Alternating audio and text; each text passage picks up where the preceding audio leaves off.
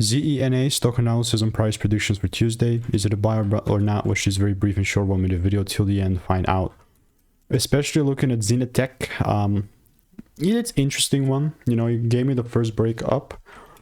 I'll still keep an eye on this though, you know, because I'm very open-minded to buying more. But the thing is that if I don't see, more so looking at it from like a swing perspective, but if I do not see a full candle close above 531, there's just no way that I will look to buy this.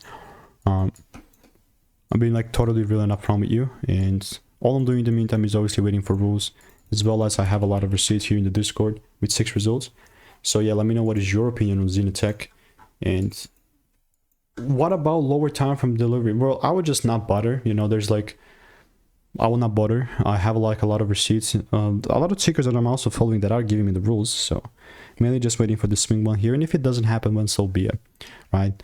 When would this buy be invalid? If it starts breaking beneath 447? But I'll keep you updated, and if you want to stay tuned to get free sauce, click the first link in the description. See you in the next one.